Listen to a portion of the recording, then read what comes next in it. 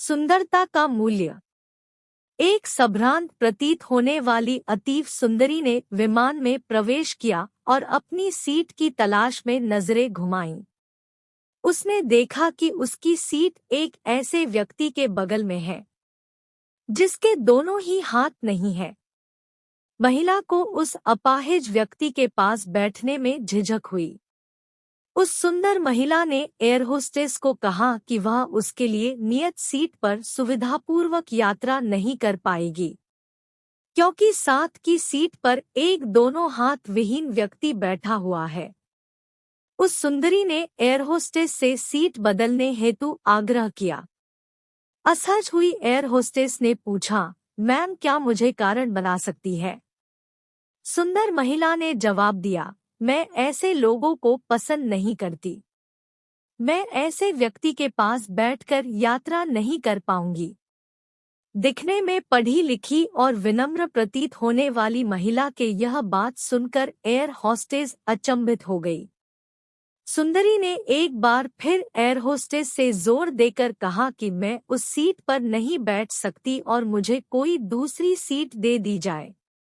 Air hostess ने खाली seat की तलाश में चारों ओर नजर घुमाई, पर कोई भी सीट खाली नहीं दिखी। एयर होस्टेस ने महिला से कहा कि मैडम, इस इकोनॉमी क्लास में कोई सीट रिक्त नहीं है, किंतु यात्रियों की सुविधा का ध्यान रखना हमारा दायित्व है। आता मैं वायुयान के कप्तान से बात करती हूँ। कृपया तब तक थोड़ा धैर्य रखें। ऐसा कहकर होस्टेस कप्तान से बात करने चली गई।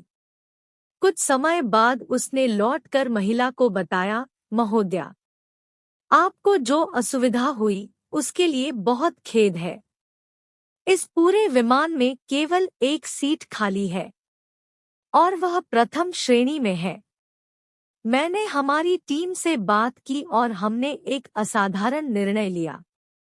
एक यात्री को इकोनॉमी क्लास से प्रथम श्रेणी में भेजने का कार्य हमारी कंपनी के इतिहास में पहली बार हो रहा है।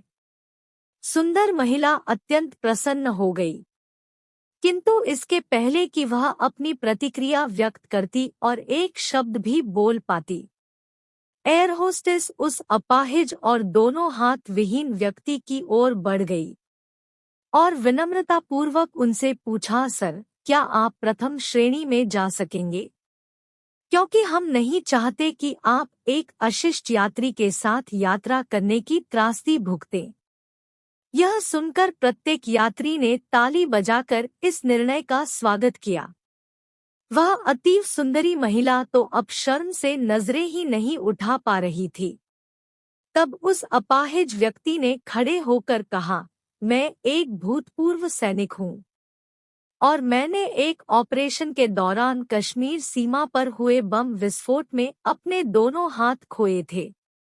सबसे पहले जब मैंने इन देवी जी की चर्चा सुनी, तब मैं सोच रहा था कि मैंने भी किन लोगों की सुरक्षा के लिए अपनी जान जोखिम में डाली और अपने हाथ खोए। लेकिन जब आप सभी की प्रतिक्रिया देखी तो अब अपने आप पर गर्व महसूस हो रहा है कि मैंने अपने देश और देशवासियों की खातिर अपने दोनों हाथ खोए। और इतना कहकर वह प्रथम श्रेणी में चले गए। सुंदर महिला पूरी तरह से शर्मिंदा होकर सर झुकाए सीट में गड़ गई। इस कहानी पर आपकी क्या राय है, हमें कमेंट करके जरूर बताइए। कहानी पसंद आई हो तो लाइक और शेयर करना बिल्कुल भी ना भूलिए। चैनल पर नए हो तो चैनल को सब्सक्राइब जरूर कीजिए। कहानी सुनने के लिए आपका बहुत बहुत धन्यवाद।